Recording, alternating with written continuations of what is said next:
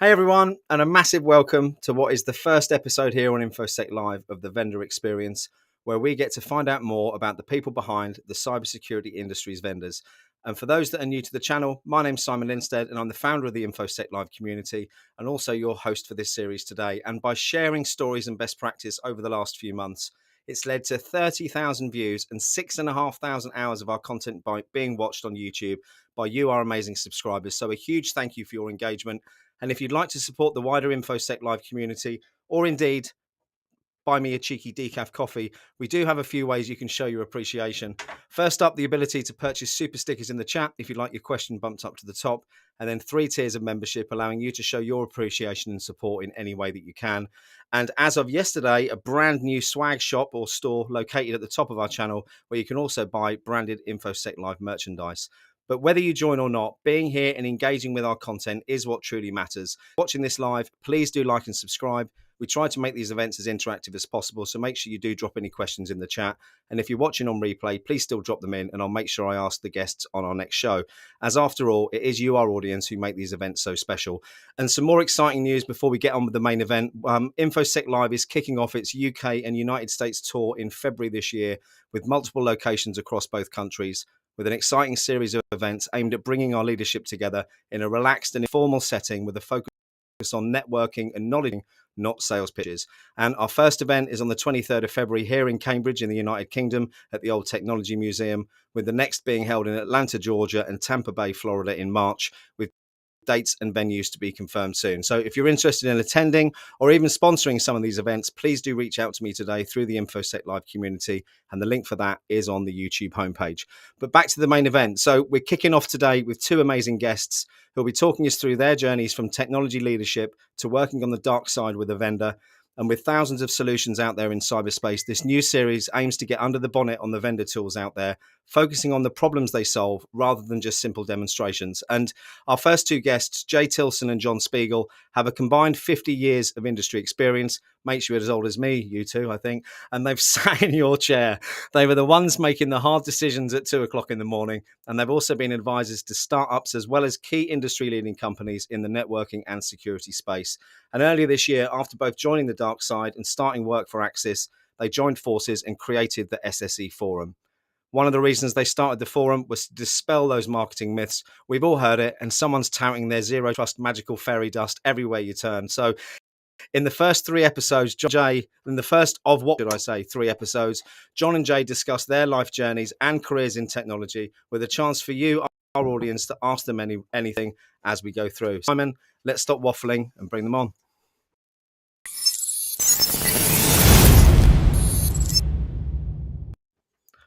Welcome. Hey, thanks, Simon. Hiya.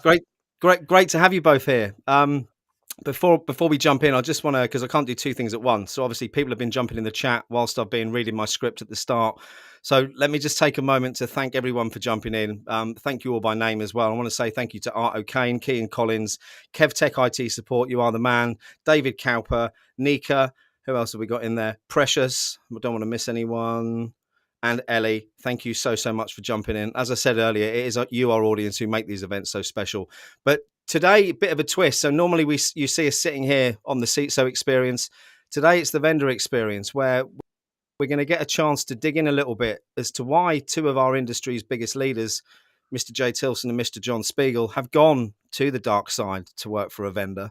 But before we get to that in our three-part series, what we really want to know is a bit about you two, I think. So who's first victim? I mean, person who'd like to go first. Jaye, do you want to chat? How about we do it like this? We'll start off with your journey from school, etc., through, and then once you've got up to a point, I'll rudely interrupt, like I do in most of my shows.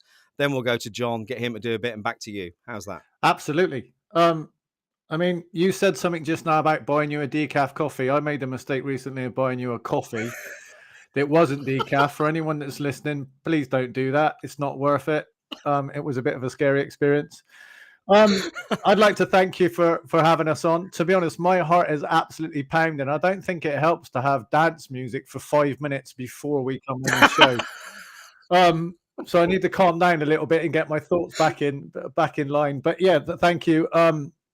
Where did I start out? I mean, that's a difficult one. I've got a funny accent. So I'm from Bristol in the UK. Speak a bit like a farmer for anyone that's from the UK. From a broken home. My parents divorced when I was 8, which meant I kind of got pulled out of school when I was young. And actually didn't realize the kind of knock-on effect it would have to me for the rest of my life. But it meant I had to make new friends really quickly. And I think that helped me through my career, which we'll get onto in a bit. I went off to university to do a mathematical degree. I was quite good at school at maths. I'd never really seen a computer or touched a computer. Some of my friends had like a ZX Spectrum, going back to how old I am. Thanks, Simon, for reminding me how old I am.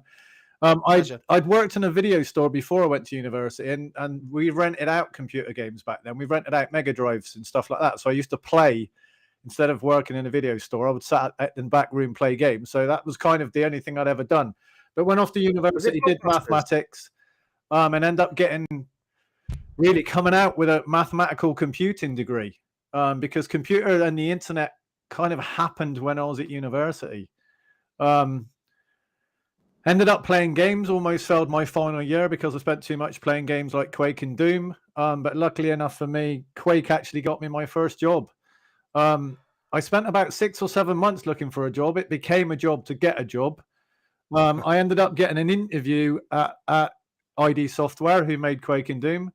And the interview was to play a 64 death player match, like against 64 other players. And the top 3 people got jobs automatically, and anyone in the top 10 got an interview.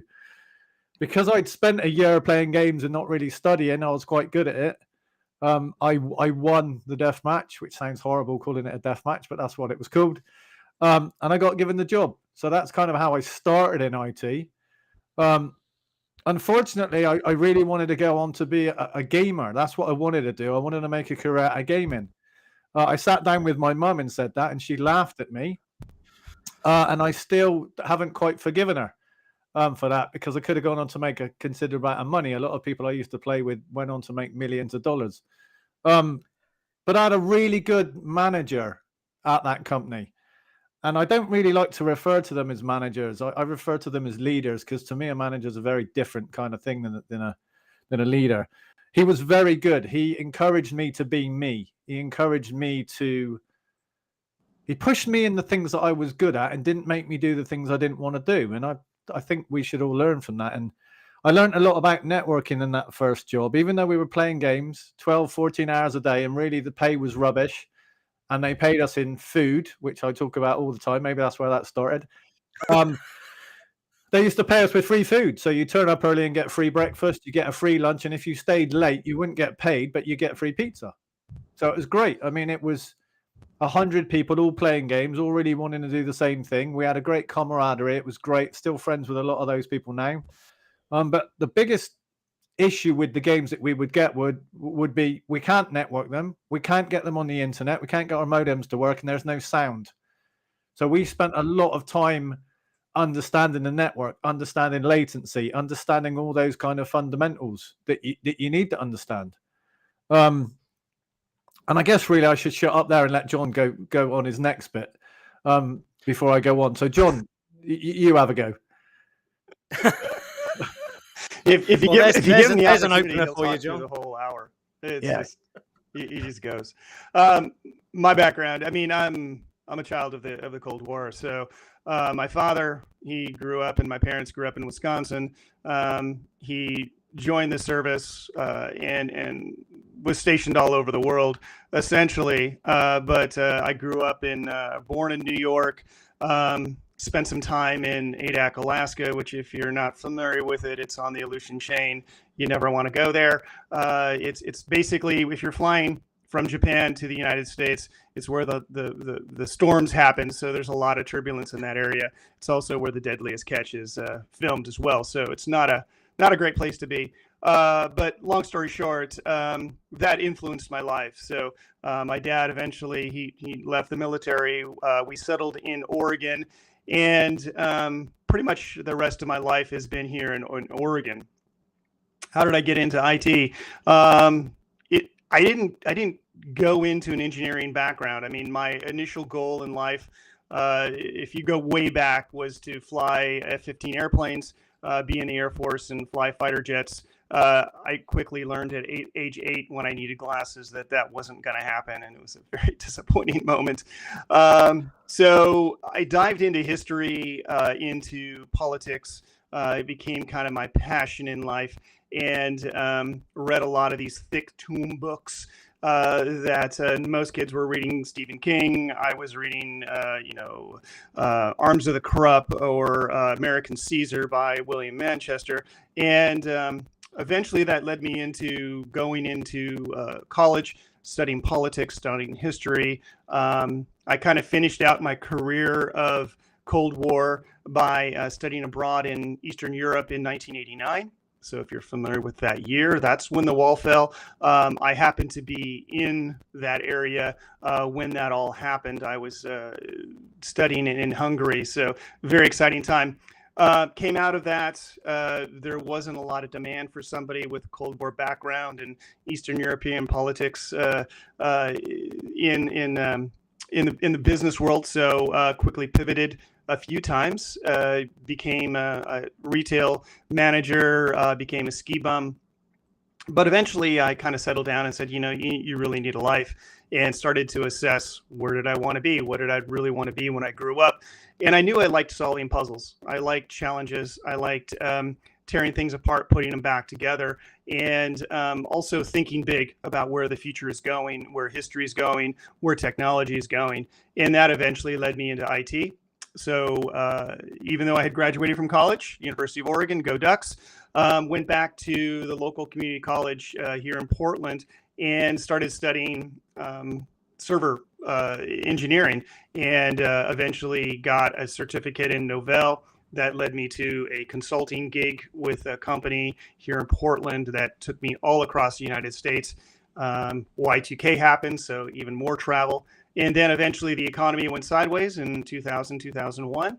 And I got lucky. I landed at a retailer here in Portland that's now become a global company, Columbia Sportswear. And that's kind of where my career took off. Thanks, John. And coming back to something, I think a common theme that's run through both of your backstories is the love of solving puzzles and playing games, it seems. And from talking to, I think, over 50 CISOs the last 6 months, it seems everyone's got that in common. And without wanting to move off topic, I think it's worth it for those in the audience who are looking to break into the industry, that passion for problem solving or playing games is a bit of a prerequisite, perhaps, when it comes to being successful in the industry rather than chasing the money. But Jay, I'll throw that back to you for you to continue your story and make any comments you wish. Yeah, so I think you're right with that. I mean, I'll follow through my story and then I'll comment on that. But so after, I was playing games for a long time. I played games for about 2 years, and then I was with a girl and we'd met at university, and I came out of university, I got the job, and we were talking about getting a house. So I'm like, I can't keep working for pizza, basically. That's not going to pay the mortgage. I think that's the second time pizza's come up. Yeah, pizza's going to come up a lot. Come up 3 times in the chat already. So there's a theme. Always. Yeah. Game playing, puzzle solving, pizza eating. There we go. Yeah. So I left that company and went to work for an IT element of a travel company. And I was there for about a year. But funnily enough, it was the wrong direction to where I wanted to move in with the girl I was with at the time.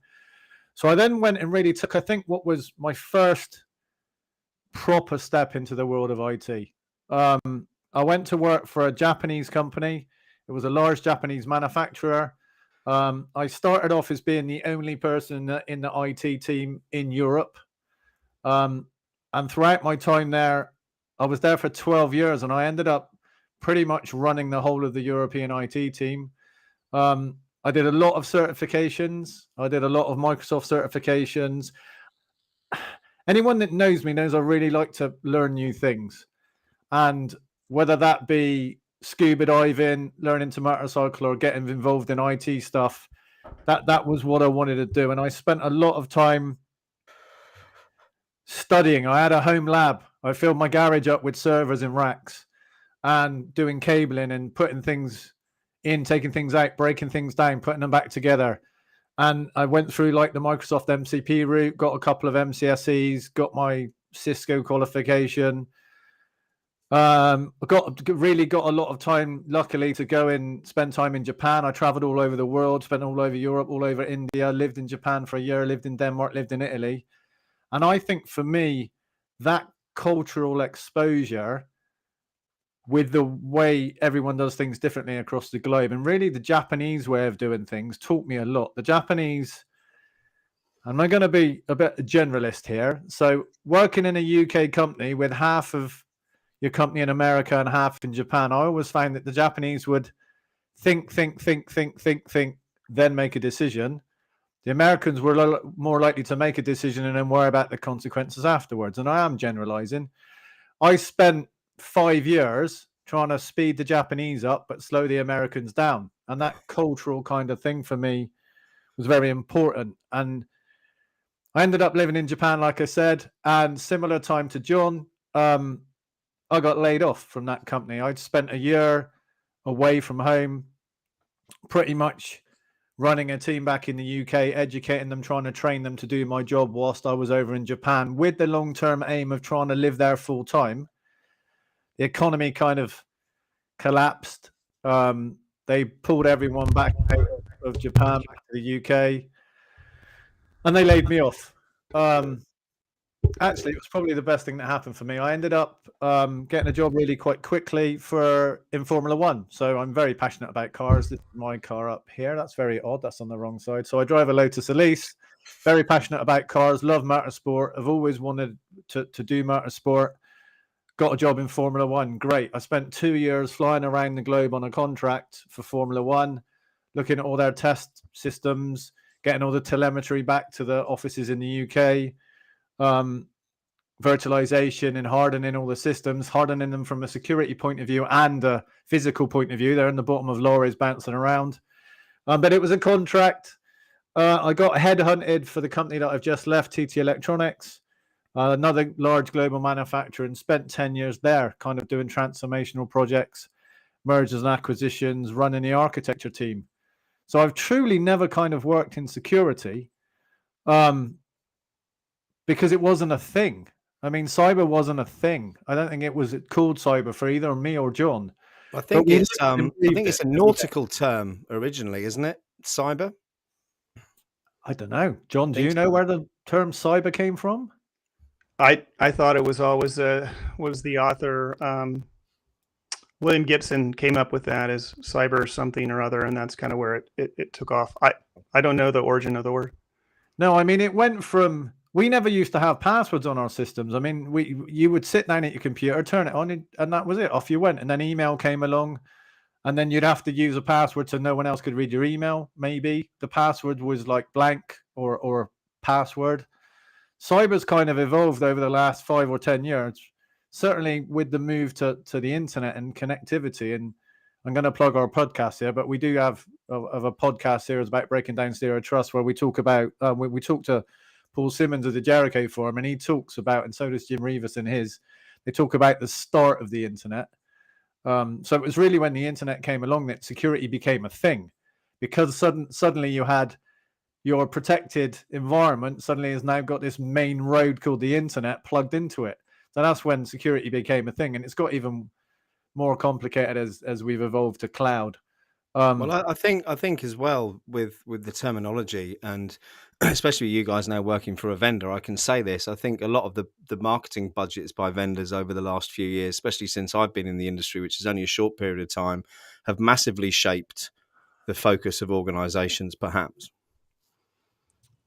Yes. I mean, it's not just a new thing, I don't think. I mean, you have to go way back. I mean, even like early Cisco days, marketing teams changed the way we looked at things, obviously in favor of their particular product. Now, zero trust for me has got teeth. It's not just a marketing term. It's not a new thing either, though, is it? No, I mean, it's not a new thing. It's gathering momentum now, I think, because of the world in which we live in today, and the fact that we're no longer in those castles and moats that we've been so familiar with and so comfortable protecting. And when I say comfortable, it was certainly a lot easier to protect everyone when they were inside your castle than it is today. And that's why zero trust has kind of raised its head again. And obviously with the executive order in the US and all that stuff that I'm sure we'll get onto.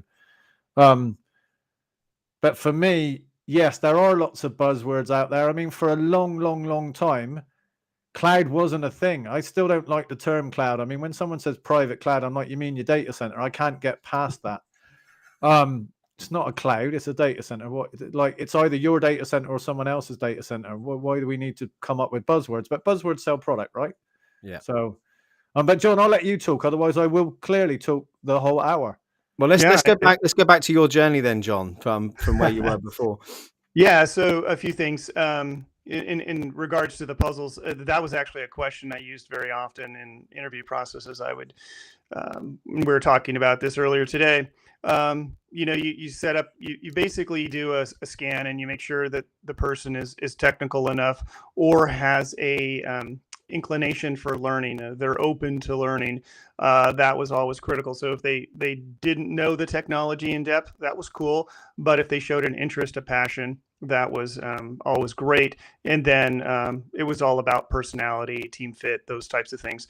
Is that person going to be good for the team? Are they going to be an additive, or are they going to be a negative? So that was always the key in the questions I asked. And one of them was always to calculate that curiosity was, what sort of things did you do as a child? What was your passions? And if they said, hey, it was Legos, or I used to build things, or I did this incredible project, and it showed their technical inclination and their curiosity. Exactly. That was always bonus points. So yeah. Anyway, back to my story. My passion really was in networking, and I developed it when I was traveling. I ended up going to box plants, paper plants for a paper products company here in Portland. And I always saw these guys that would go into this closet and they were mucking with devices, putting cables in. And I was like, oh, that's pretty cool. So started asking them questions. Got interested in networking. At the time, it was, I think, Nortel routers that they were using. Quickly learned about Cisco, went all in and got through all the certifications, all the way up to CCIE written. So I went pretty deep into that, but leveraged that to get a job at Columbia Sportswear as essentially their WAN engineer. So at the time they had like 40 locations across the globe. It was very basic. It was, if you really want to go back in the Wayback Machine, frame relay, 256 kilobits per second. So barely enough to do the audio that we're speaking across here today. No way to do the video, but had that opportunity to manage that technology for the team. Got myself into data centers, got myself into LAN, so on and so forth. And then over time, was asked to manage the team. So took over a team of, I think it was about 4 or 5 people.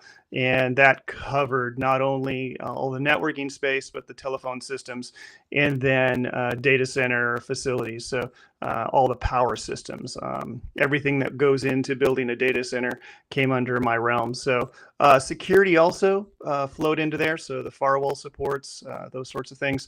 And then we'll kind of leave it at this. I had the opportunity to work with a startup at the time, and their disruptive technology was firewalls. They wanted to get away from port protocol into application-based firewall. And we brought them in, had some great conversations. We ended up being one of their first enterprise customers. And eventually that company turned into Palo Alto Networks. So that was kind of my first step into the water of startups and working with early startups.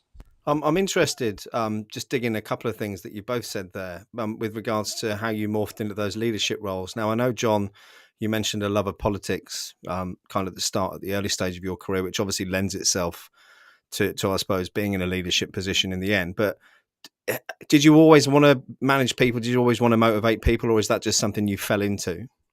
For me, it was something I fell into. Every job I have, even in retail, I always got pushed into the management position pretty quickly. Primarily, I think I was easy to deal with and tried to help people and didn't really micromanage them. So people just kind of gravitated toward that. And I think that just plays out again and again in my career. Yeah. And Jay, yourself, planned or fall into? I'd like to say planned because that's an interview question, but no, completely by accident. When I was in the Japanese company, like I said, I was the first person in, the only person that knew IT. As the environment grew and we added more and more staff, I was naturally the person hiring kind of people under me. I never really wanted to be a manager. Wanted people to kind of walk side by side with me because they wanted to, not because this is the point I was hoping we'd get to if you both came out with the right answer for me to say this. Yeah, I mean, true leaders don't set out to be leaders. True leaders become leaders. Very true. Yeah. Even so, when I was at TT, my previous company, I had a team of 4 or 5. I would never ask my team to do anything that I wasn't willing to do. In fact, I would be the one working late at night with them. If we were doing an integration project and you have to, I mean, I've slept in computer rooms on the floor, plenty of those projects. I would have no issue being the person to make the cups of tea or go and get the food or get the cups of coffee or sit down and rebuild a disk array, whatever it may be. I mean, I would chip in. And anyone that's listening that is in my team might laugh at that because over the last few years, that did kind of shift. But the reason that shifted was because my brain had because everyone moaned about your tea. Well, partly. I'm crap at making tea. But I knew deep down that I wanted to do something different. And I didn't know what it was at the time. But for 3 or 4 years, I wanted my team to kind of do more without me because I knew I needed to do something else. And I didn't know exactly what that was going to be. It was a feeling for 4 or 5 years, maybe. And I was very, very lucky to have a great team. And a member of my team's now stepped up to take over the team because I spent probably 10 years with him kind of trying to help and coach and mentor. And I wanted him to be kind of my successor. And that had backfired on me, like I said, with the Japanese company. By having a successor meant that they didn't need me because I created a successor. But that was a risk I was willing to take again because I wanted, and I still want the people around me to be as successful, if not more successful than me. I'm not bothered about the limelight. And I know John's very similar because obviously we work hand in hand. And it's great to work with John because he doesn't want the limelight any more than me. There's no kind of one of us is trying to get one up on each other. And I've had that in my career when I've had people in my team or people alongside me that want to take credit for everything. Yeah. I'm not like that. And John's not like that. And it's great. And I was really happy when I met John that he wasn't like that because we work together all the time. And I think, I think, Jay, that the best leaders in any industry, you've just described the traits of them. You know, it isn't about wanting to lead or wanting to take the credit. It's about wanting to get the best out of everyone and wanting everyone to get on. And if only the world was a little bit more like that, where we all try to help each other a little bit. I mean, and that's a big reason that we've become firm friends since meeting at Black Hat, just a couple of months ago now, is the fact that, I mean, I suppose all 3 of us on here have got that desire to try and help other people. I think my role as the manager, and I'll say manager because that's what the business calls it, was to protect my team from the shit above. No offense, and just being blunt about it. But well, there's no ad revenue on this stream now for using that No. swear word. You're doing that. But I would walk hand in hand with them. But I saw it that I was the one that was protecting them if there was a mistake, if there was a problem, if something went wrong. I was the one that would have to liaise with the people above me. And that was what I saw my role. I was very much... It was, for me, it was all about making sure my team were happy. Everything else came second. And I always felt that if my team were happy, they would do a good job. They would go the extra mile. They would put the hours in.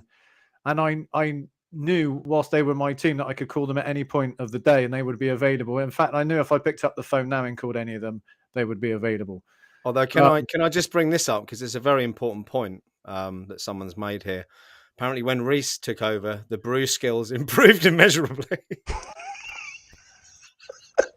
I mean, to be fair, the best person that makes tea out of that whole team is Arnie. So I'm going to give him a shout out, because by far he lives in Newcastle. He knows how to make a cup of tea. Not that he ever makes any anymore, because they have a new person in the team, and clearly that's the new person's responsibility. But I don't disagree with David. I was crap. So, I can't make Jay, so in the UK, you've got a person responsible for tea. I was thinking the same thing, John. I was like, what? It's always the new person. I mean, That's terrible. Is that like a role? Is that an interview question? Are you good? How's your tea skills? It wouldn't surprise me. Not. I mean, we digress. We could talk about. I mean, I want to answer the pizza question. Ask me the pizza question. All right. Okay. Right. Okay. I'll ask John first. John, what's your favourite pizza? There's so many types of pizza that I have. I like them all. You can tell John was in politics, can't you? Funny story. My mom, she's from the Midwest, so meatloaf was very popular with a meal item, and it was a very simple one for her to make. She was, she had, like Jay, my parents divorced, and we were living with her, well, in high school, and she'd always come home and like, what are we having? Meatloaf. What are we having? Meatloaf. And we're like, oh, God, we hate meatloaf. And she's like, what do you guys want? Pizza. And she's just so mad at us because we ate pizza. She's like, all right, you guys want pizza every night. Okay, yeah, we do. We're just going to eat pizza until you hate it. We went for 3 weeks. Yes. Yes. Brilliant. And it was amazing. She just gave up at a certain point.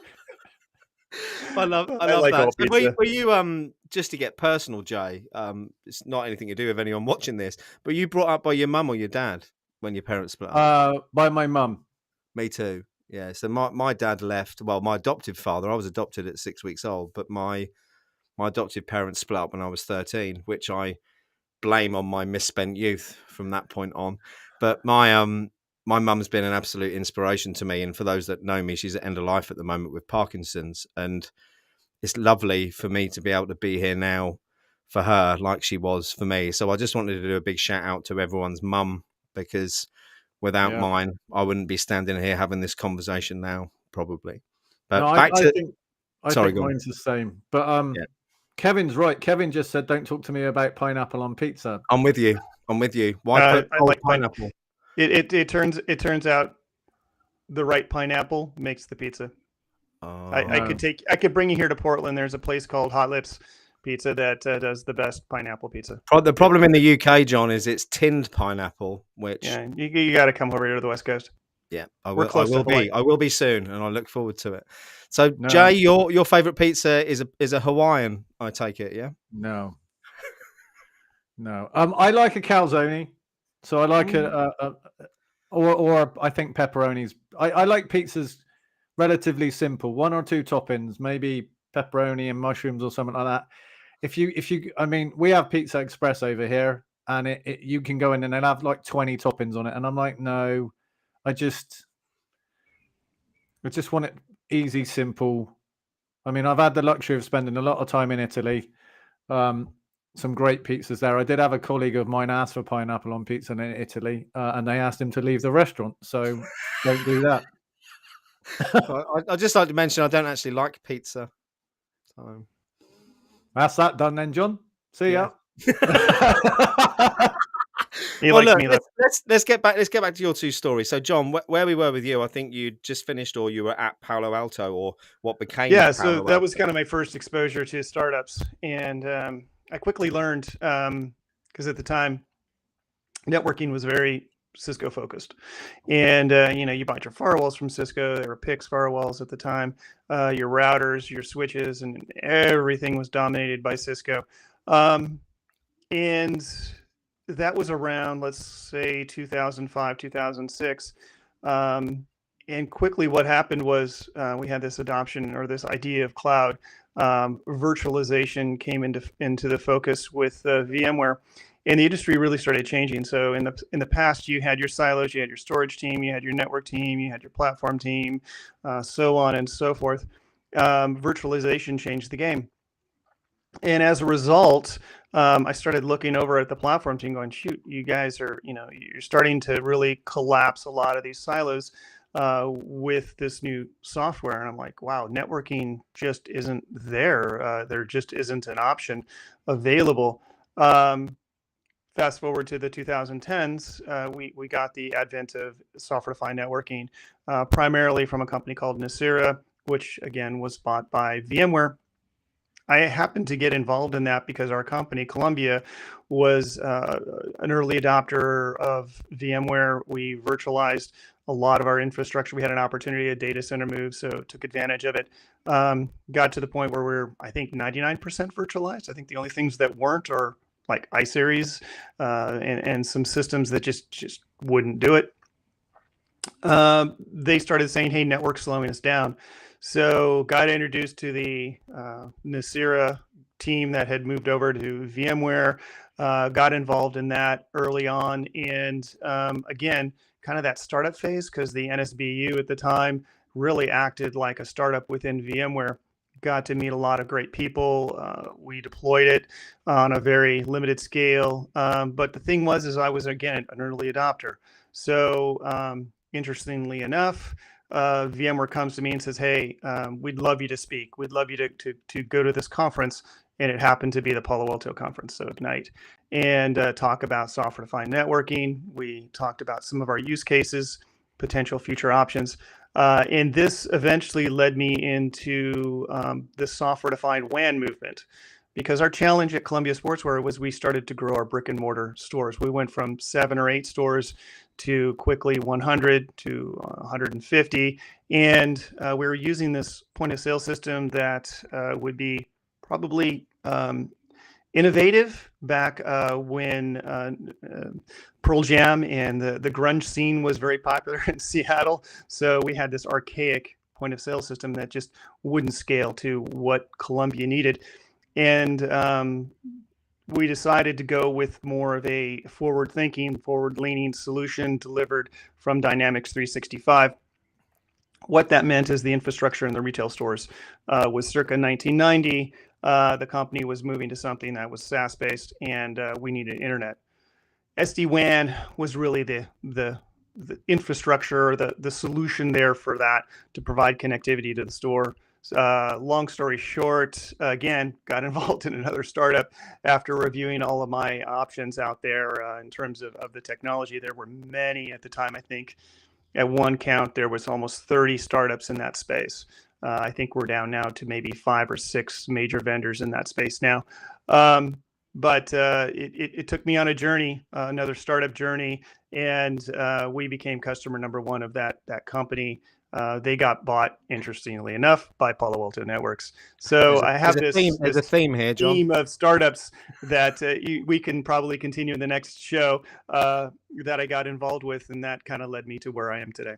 And do you love a startup as much as I do? And what I mean by that is, I suppose, the fact that you have to wear multiple hats. You're actually involved in something from the ground up. I mean, that's what drives me forward in everything that I do. Once I've built something, I completely lose interest with it. I'll be honest with you. It's the creation of it that that definitely is an advantage. In terms of working for a startup, you live essentially dog years.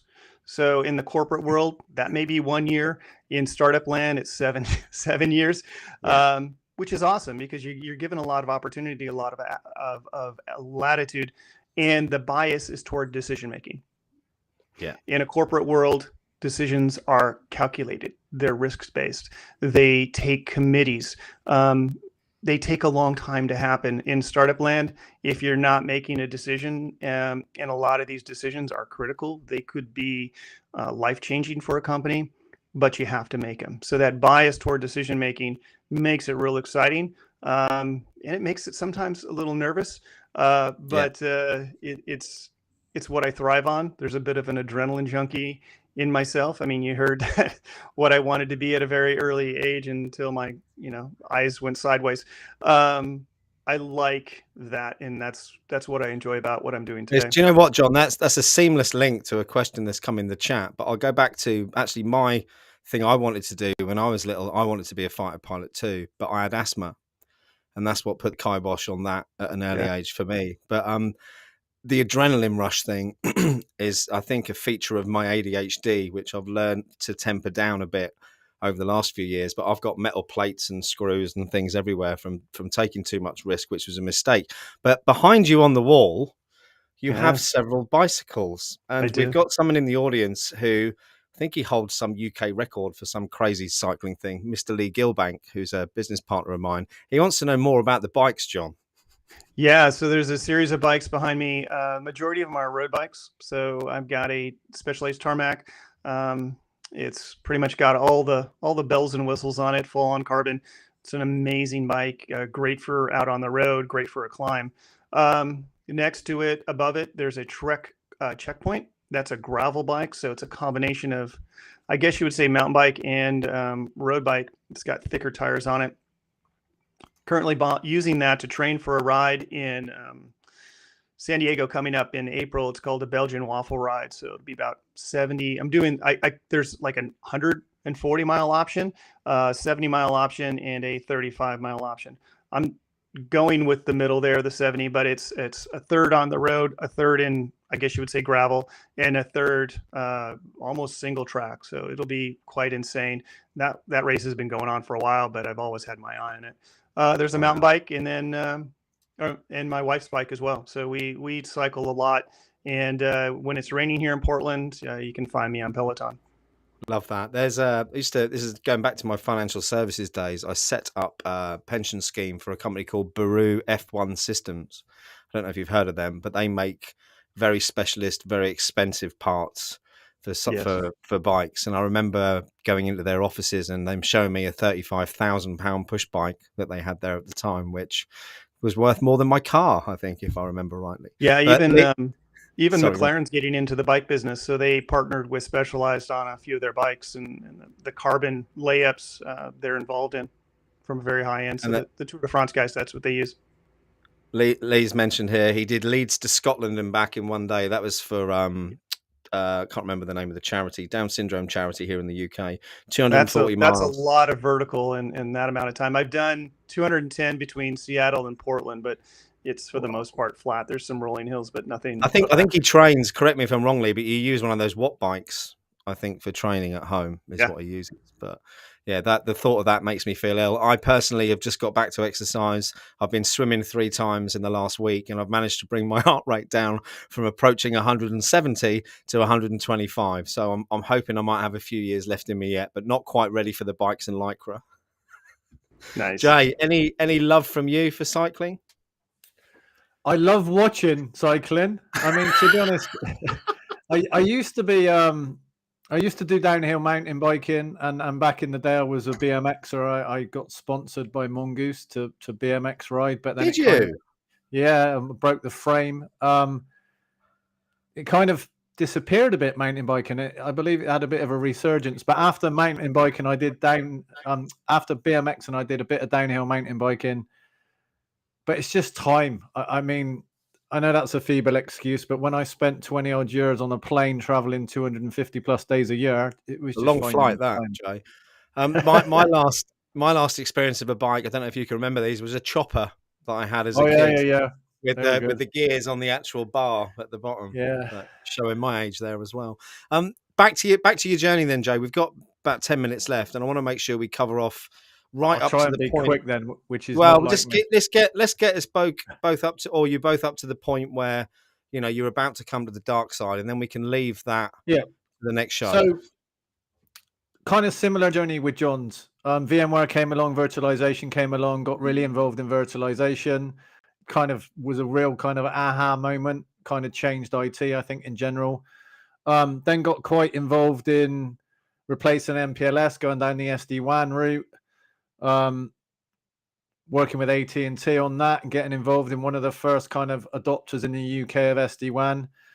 And then started working with a startup called Nutanix that do storage and virtualization and kind of shaking things up. And then went down the route of implementing Zero Trust for the first time. I mean, before it was even called Zero Trust. So I'd realized that the world was changing. I mean, not to where it is today, but it was changing in having people being able to just connect directly from anywhere to everywhere scared me.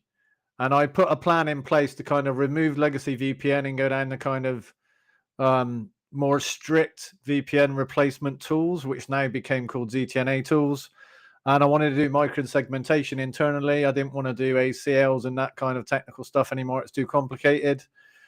So went out and bought from a vendor and implemented those tools. And really that's kind of led me to what ended up at the dark side, but I won't give that away. We'll do that in a second. Oh, you're on mute. I'm muted. I know. I worked that out now when I didn't hear myself speaking. Any last bits from you, John, before you got to the dark side? No, I mean, let me add one other thing. I do a lot of talk. I spent a week in Chicago last week, and we did a lot of conversations with CISOs, CIOs, so on and so forth. And one of the questions I got was, how did you transition over to your role? What was the kind of the thing that got you there? And the key thing was you got to have a capstone project. You have a project that you can kind of like go, hey, I did something pretty awesome, and it was progressive, it was forward thinking. And I had that opportunity at Columbia, deploying this infrastructure, migrating a team that in the past was siloed over to a platform engineering team, or we call the IaaS team. And those are the key things that you have to put together. You have to do something that's forward leaning, forward thinking, and think of it like you're getting a master's degree, and you've got a capstone that you have to present as you're making that movement to this. If you decide to go this route, always think about that. Or even if you're looking for the next job, what is it from that previous job that I can take and I can present to that future employer, and really, show my skills and show not only from a technical aspect, but a person aspect. How did I grow in the role? Those are things to really consider. At Columbia, I had that opportunity. I was, basically redefined how they went to, built out a retail store. In the past, it took about 120 hours. I forgot the number, the cost number, but it took 120 hours, 8 weeks to build a store out from start to finish. From the technical side, when I got done, I think we were down to the point where we had highly automated it, 5 hours, just a few weeks, and the cost was 60% less. So that was kind of the thing that helped me get to where I needed to go. And then the other piece is networking. So as you go along your journey, make sure to network not only with the people you work with, but with the vendors, the people around you, the people in the cities. If you go to a conference, network, because that will be your team of advisors. There will be a few people that will kind of rise to the top and be able to help you, help guide you in the future. So networking is essentially critical. It was critical to my success. A lot of the feedback that I got, and people telling me, hey, you've done your thing in enterprise, you need to go on to the other side. That was because of the networking that I did as I was making these transitions at Columbia. I love that. And I think from my non-layperson viewpoint of the industry, coming in sort of less than 2 years ago with 30 years business experience, but none in the cybersecurity industry, one of the big drivers for wanting to start the vendor experience is my trip to San Francisco this year, where I went to RSA for the first time.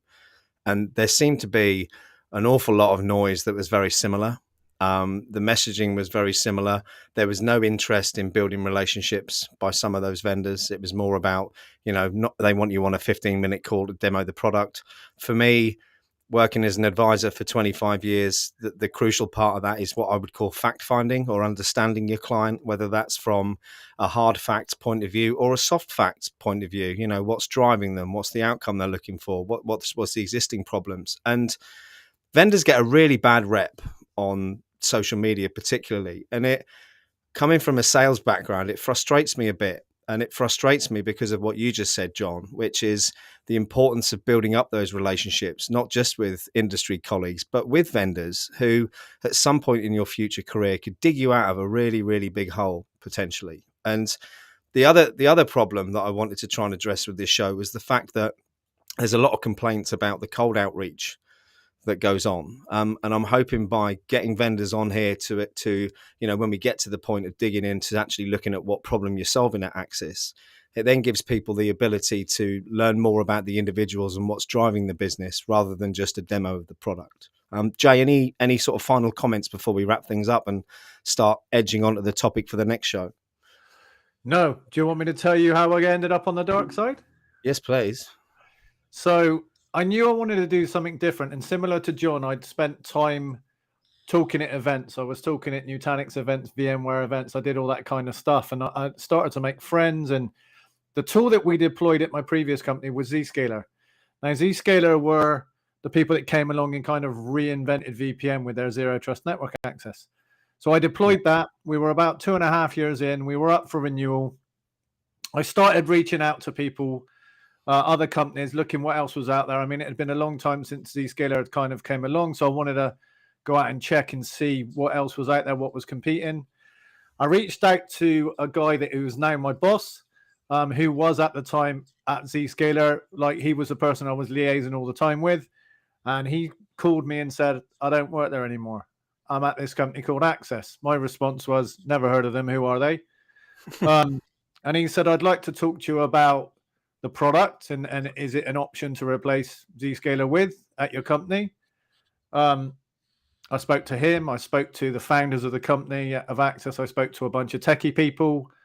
I got so interested in the product that I'm like, this excites me.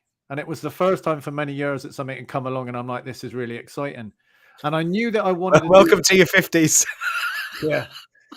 I wanted to do something different. I wanted to go and help people. And I'd always been able to help people in the career I was in, but I was at a company and you can only help a certain amount of times before you've upgraded everything. Not that everything's ever done in IT. You don't finish, but I wanted to go on to somewhere and repeat that experience. That was what excited me throughout my career, was the problem solving, seeing a problem, fixing the problem, having that kind of euphoric feeling of that problem's fixed. Yeah. In the role that I do now, that's what I do. I speak to loads and loads of companies. We talk about their problems. We talk about solutions. We deploy solutions that fix their problems, and you have that euphoric moment. But you get to repeat that. And I knew as soon as I met the team at Axis and I saw the product, I'm like, this is a game changer. We've taken what other people have done and reinvented it for today, for the world we are living in today, this hybrid world. And this is going to sound a bit bizarre, but I also wanted to ensure that this hybrid work could continue. In the back of my mind, I was concerned that people are currently working at home. If the technology doesn't exist to help them work at home securely, people will be forced back into the office. Yeah. So I wanted to enable companies to secure their workforce from a security point of view for them, but also for the user, so that they could still do this hybrid workforce. And that's quite a lot of words in a short amount of time, but we are running out of time. So I'll hand to you, John.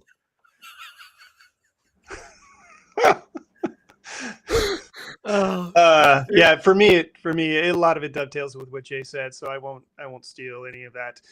The words that he mentioned there. The reason I made this change twofold. Again, my network. They told me, again, you got to move on. You got the skill where you can take things that are highly complex, boil them down, and communicate them, and bring it in from a customer's perspective, because you sat in their chairs.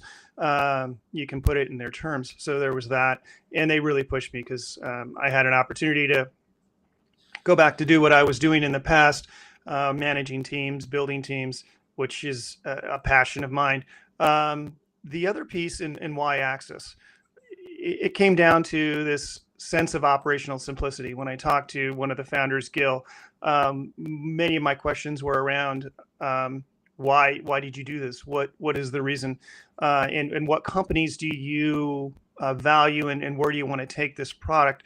He kept coming back to Apple. And it wasn't just because Apple's cool. It was because your headphones work with your device, and they can transform or transition over to your laptop, and so on and so forth. This ecosystem, and how simple it was. I've always built solutions or helped teams build solutions based on the principle of operational simplicity. I don't think you should have a CCIE.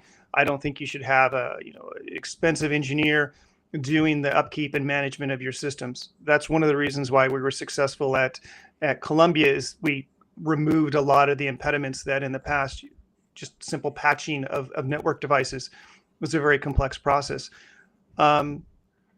Axis gave us the opportunity to do SASE, SSE in a very simple way without the complexity of the past. You don't need a CCIE. You don't need that high-end engineer to manage it on a day-to-day basis, or even long-term.